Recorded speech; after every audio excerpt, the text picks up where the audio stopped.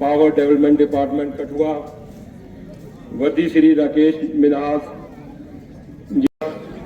Shri Kishore Singh Katoch ACD Kathua, Shri Sudarshan Khajuria जी सरपंच राखुशिया बरनोटी, श्रीमती सुषमा देवी जी DDC Barnoti, Shri Kishore Kumar ji और जितने भी डिपार्टमेंटों के यहाँ पर मुखी पहुंचे हैं। सबसे पहले मैं पंचायत राखुशियारी की तरफ से, स्कूल मिडिल स्कूल जसरोटा की तरफ से इनका हार्दिक अभिनंदन करता हूं। हमारी जो भारत सरकार की ये स्कीम विकसित भारत संकल्प यात्रा, जिसका मनोरथ कि हर एक व्यक्ति तक भारत सरकार की जो स्कीमें जारी है वो पहुंचे, वो चाहे किसी भी रिमोट एरिया में रहे। तो ये जो यात्रा का ये जो प्रोग्राम है, करने से पहले मैं सभी से विनती करूंगा कि आप सावधान पोजीशन में खड़े हों और राष्ट्रीय गान के साथ ही हम अपने इस प्रोग्राम को आरंभ करें। तो सभी भाई बहनों से विनती है कि आप सावधान पोजीशन में खड़े रहें और राष्ट्रीय गान करें। आंगनबाड़ी नहीं पहन स्कूल दिया बहन जी मटर गोभी मिड डे मील खिलाते अच्छा नहीं क्या रोटी चावल और सब्जी चावल और दाल सब्जी सारी एक्टिविटीज यहाँ सिर्फ सरकारी कंट्रीब्यूशन ही होता है कि लोग भी कंट्रीब्यूट करते हैं? नहीं, लोग कुछ सब्जी ऐसा दाल वगैरह कोई कंट्रीब्यूट करते हैं? सनातन के सामने चलती है ना, पंचायत के लोग बार मिला के ना, जो यहाँ कोई सब्जी दे दे, कोई दाल दे दे, कोई चावल और दे दे, कोई अंडा दे दे, कोई फल दे दे, तो और उसको है ना अच्छे बना सकते हैं। क्योंकि हम दूसरे स्टेट में जो करते थे ना, क्योंकि लोगों से एनजीओ से कंट्रीब्यूट लेते हैं, कोई यहाँ कोई फंक्शन होता है ना, कोई किसी की शादी होती है, कोई दूसरा कोई फंक्शन होता है, वहाँ से कभी है ना अच्छे भोजन दे सकते हैं स्कूल को। काफ़ी लोग कंट्रीब्यूट, ओल्ड स्टूडेंट को इन्वॉल्व करते हैं, जो पढ़े लिखे हैं, बाहर दें, नौकरी पर है, कोई इंडस्ट्री चलाता है, जिसके पास पैसा है। हाँ फंक्शन होता है तो बच्चों हमारे जैसे मैडम की एनिवर्सरी होगी, किसी की हाँ वहीं पर बच्चों को वो ऐसे होता है, वैसे बच्चों को मैं तो कह रहा हूँ कम्युनिटी को इन्वॉल्व करो, क्योंकि लोग तो कह रहे हैं कम्युनिटी इन्वॉल्व करो, तब अच्छा होगा। हमारे साथ जी इन्वॉल्व द कम्युनिटी, आप कह रहे हो इन्वॉल्व द कम्युनिटी।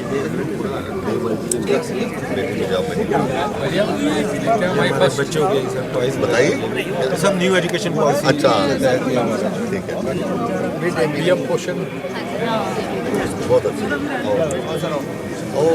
सर सामने एक minute please. Thank you sir. और कोई है? Thank you. नमस्कार।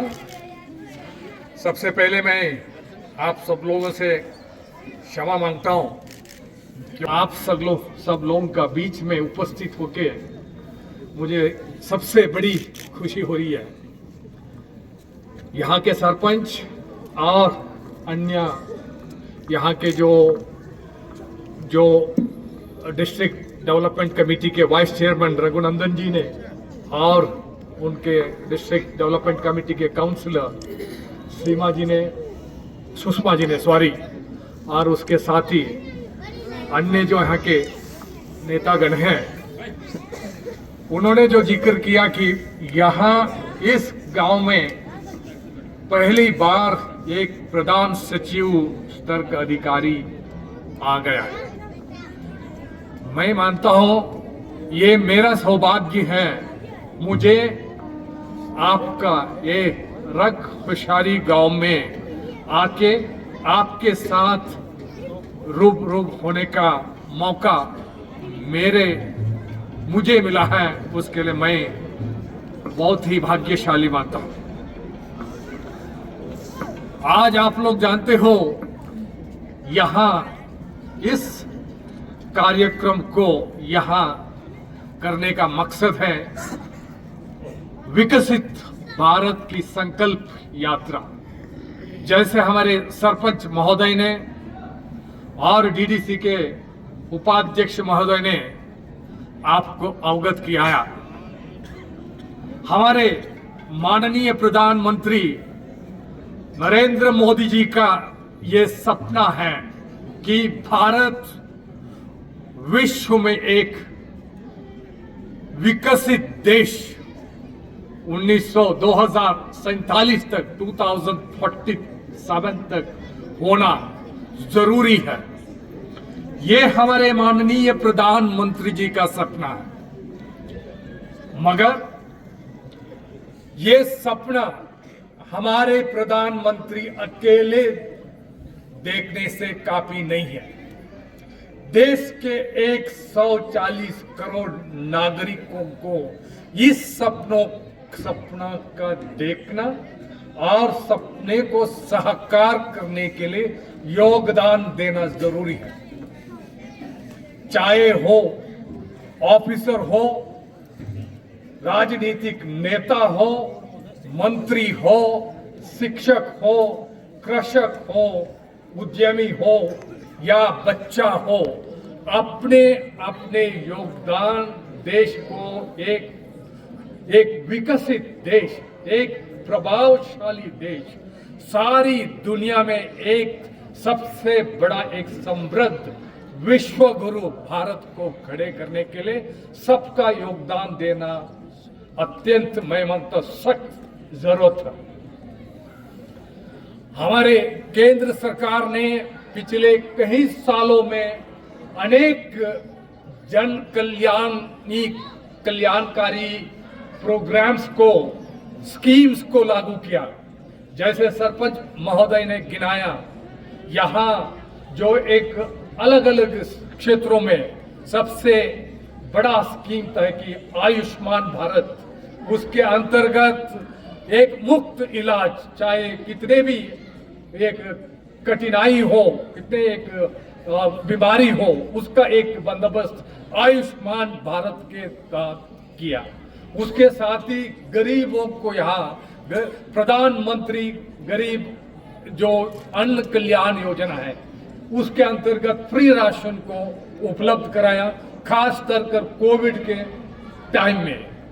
ऐसे ही यहाँ प्रधानमंत्री जो आवास योजना है, उसके साथ ही उज्जवल योजना, उजाला योजना, सौभाग्य योजना और अनेक ऐसे टोटल 17 फ्लैगशिप स्कीम्स को सारे हिंदुस्तान में लागू किए गए और हमारे जम्मू कश्मीर के गांव-गांव में और इस गांव में भी लागू किए। इस विकास संकल्प यात्रा का एक मकसद ये भी है, यहाँ के नागरिकों में उसके बारे में जानकारी को और एक जानकारी को देना। अगर कोई यहाँ के जो गरीब लोग, पिछड़े लोग अभी तक इस स्कीमों के, अलग अलग स्कीमों में अगर इसका फायदा नहीं उठाया, उनको इस स्कीम का फायदा देना भी है, क्योंकि यहाँ के जो प्रशासन है वो उनसे आवेदन लेंगे और उनको ये उसका जो लाभ है उनको पहुंचाए। जैसे मैंने कहा, एक विकसित देश बनने के लिए हर नागरिक का योगदान होना जरूरी है, चाहे वो किसी भी क्षेत्र में काम कर रहा हो। आप लोगों को अपने स्तर पर, अपने गांव में, अपने घर में, अपने परिवार में सोचना चाहिए हम अपने अभिवृद्धि के लिए क्या कर सकते हैं। सबसे पहले बच्चों को पढ़ाना, क्योंकि विद्यालय का एक परिसर है। मुझे मौका मिला था, मैं मानता हूं मैं भाग्यशाली हूं, क्योंकि मैं शिक्षा क्षेत्र में प्रधान सचिव के नाते मैंने काम करने का मुझे मौका मिला। मुझे यही सीख मिली है, हम चाहे किसी भी देश को देखें, चाहे वो अमेरिका हो या यूरोप के कोई भी विकसित देश हो, या अभी जो चाइना जिस तरीके से विकसित होकर उभरा है, या जापान हो, किसी भी देश में, वहां जिस देश की जो अभिवृद्धि का नींव शिक्षा है, जब तक यहाँ का शिक्षा सुधारेगा नहीं, तब तक यहाँ देश विकसित होना संभव नहीं है।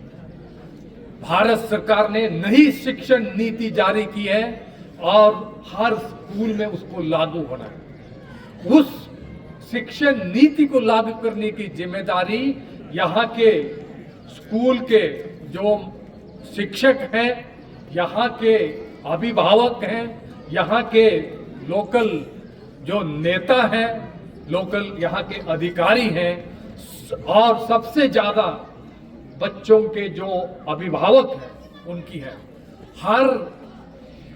जब अभिभावक, जब जो उनके जो पेरेंट्स, बच्चों के पेरेंट्स तब जानेंगे अपना बच्चा पढ़ के आगे आना है, तब वो उसमें जो अपने आप को जो इन्वॉल्व करेंगे, तब वो यहाँ के शिक्षक के साथ यहाँ के लोकल जो लीडर्स हैं, आप सब लोग मिलके उसको करेंगे, तब ये संभव है यहाँ का बच्चा अच्छे से पढ़ के आगे बढ़ पाएगा। तभी यहाँ के शिक्षक हैं अपने पूरी अच्छे तरह से योगदान दे सकते हैं। तो कहने का मतलब ये ही है कि बुनियाद जो है, जो एक विकसित समाज की बुनियाद जो है वो शिक्षा से आरंभ होती है। अच्छे शिक्षा से अच्छे समाज का निर्माण होता है और एक अच्छे तरह शिक्षित बच्चा एक अच्छा नागरिक होके समाज में अपना योगदान को देता है। सो आप सब लोग सबसे पहले अपने बच्चों को अच्छे से पढ़ाइए और अच्छे संस्कार को दीजिए। ये संस्कार सिर्फ स्कूल में ही नहीं, एक घर, अपना घर सबसे पहला विद्यालय होता है बच्चों के लिए। तो बच्चा का शिक्षा पहले माता पिता और परिवार, उसके साथ सारा समाज के द्वारा होता है। ये अच्छे गुण, अच्छे जो उसकी जो बिहेवियर है, जो कंडक्ट है, अच्छे तरीके से का जो बर्ताव है, ये घर से और समाज से, एक विद्यालय समाज का अंग है। उसके साथ ही स्वच्छता, हमारे माननीय प्रधानमंत्री जी ने खुद खड़े होके झाड़ू मारा है। ये एक सभी नागरिक को उन्होंने दिया हुआ सबक है, शिक्षा है। हमारा योगदान कैसा है? अपना घर, अपना गांव, अपना जिला, अपना राज्य या अपना प्रदेश, अपना देश को स्वच्छ रखने की जिम्मेदारी हर नागरिक की है। अगर हम जाके अमेरिका में, यूरोप में, चाइना में या जापान में, विकसित देश में देखते हैं, हर नागरिक, हर बच्चा, हर माता, हर पिता, हर जवान, हर दुकानदार, हर सब्जी बेचने वाला अपने दुकान के सामने, घर के सामने, विद्यालय के सामने, अपने गांव में एक भी टुकड़ा कचरा नहीं फेंकता है। वो कचरे को अपने पास लेके, उसको लेके कचरे का डब्बे में डालता है या एक प्रॉपर तरीके से उसको डिस्पोज करते हैं। क्या हम इसको कर रहे हैं आज? क्या अपने घर के सामने कूड़ा नहीं फेंकते? क्या जाके रास्ते के बगल में कूड़ा नहीं फेंकते? गांव में यहाँ वहां गलियारों में हम फेंकते नहीं? सब्जी बेचने वाला हो, दुकानदार हो या रेस्टोरेंट ढाबा चलाने वाला हो, अपने ढाबे का सामने, दुकान के सामने कचरा फेंकते नहीं? हम लोग ग्राहक बन के उसको फिर हम यहाँ वहाँ फेंकते नहीं? हमें जब तक अगर हमारा इलाका स्वच्छ रहना चाहिए, एक अच्छे क्वालिटी लाइफ, अच्छे तरीके से जिंदगी जीने के लिए स्वच्छ होना सबसे बड़ा एक जरूरत है। आज नहीं, 100 साल से पहले महात्मा गांधी जी ने कहा था, जहां स्वच्छता है वहीं भगवान रहते हैं। और हम लोगों को माननी चाहिए। जब तक हम लोग नहीं मानेंगे तब तक हम सुधरेंगे भी नहीं। हम सबसे एक ज्यादा स्वच्छता के ऊपर ध्यान ना देने वाले नागरिक चाहिए। हम इसको एक स्वच्छता को एक प्रण लेके हमारे बच्चों में, क्योंकि जिम्मेदारी बड़ों की है, जिम्मेदारी माता पिता की है, जवानों की है, नेता की है, शिक्षा की है, क्योंकि बच्चों में एक गुण को, इस प्रवृत्ति को हम पैदा करें। स्वच्छता के ऊपर हम पूरी तरह से ध्यान देने से हमारी जिंदगी खुशहाल होगी। और यहाँ से ये जो बीमारियां हैं बहुत हद तक रुक सकती हैं। स्वच्छता का मतलब है कि यहाँ का सिर्फ इलाका देखने में ही सुंदर नहीं है, उसके साथ यहाँ का पानी स्वच्छ होगा, तब सारी बीमारी कंट्रोल में आ जाएगी जो पानी से जो फैलती है। उसके साथ यहाँ की एनवायरनमेंट, यहाँ का जो है परिसर, यहाँ का जो परिसर जो है, यहाँ का एनवायरनमेंट को प्रोटेक्ट करने की, उसको संरक्षण करने की जिम्मेदारी हर नागरिक की होती है। और तभी इसको, क्योंकि हम मानते हैं कि हम यहाँ धरती का, इंसान मानता है धरती का राजा है, मगर उसके पास सबसे ज्यादा जिम्मेदारी होती है। हम लोग अब देख लीजिए क्या कोई प्राणी इस धरती को जितना इंसान ध्वस्त करता है, पोल्यूट करता है, क्या कोई प्राणी करता है? कोई नहीं करता है। कोई प्राणी अपना खाना खा के आराम से जीता, ना पेड़ को काटता है, ना पानी को महिला उसको गंदगी में फैलाता है वहां, या दूसरी कोई भी यहाँ की जो इतना खूबसूरत जो प्रकृति का देन है उसका ध्वस्त करता है। ये हम इंसान हैं प्रगति का नाम पर और मौज का नाम पर, या हमारे जो एक बेजवाबदारी का इररेस्पॉन्सिबल जो बिहेवियर के नाते हम हमारा जो खूबसूरत धरती का उसका हम ख्याल नहीं रखते हैं। तो उसके वजह से इस प्रकृति को, इस पृथ्वी को, आने वाले पीढ़ियों को और उसके साथ सारे जीवी जंतुओं को भी यहाँ जीने का अधिकार है, उनको भी उसको एक सुरक्षित रखना बहुत ही जरूरत है। इसके साथ ही मैं यहाँ आज उपस्थित सभी हमारे जो नेतागण, ऑफिसरगण, यहाँ बच्चों को इस अवसर पर हमें यहाँ बुला के इतना सम्मान दिया, आप लोगों ने इतना प्यार दिया, और उसके साथ ही मेरे ये दो शब्दों को आपने बहुत ध्यान से सुना। आप सब लोगों को मैं बहुत बहुत धन्यवाद देता हूँ। नमस्कार।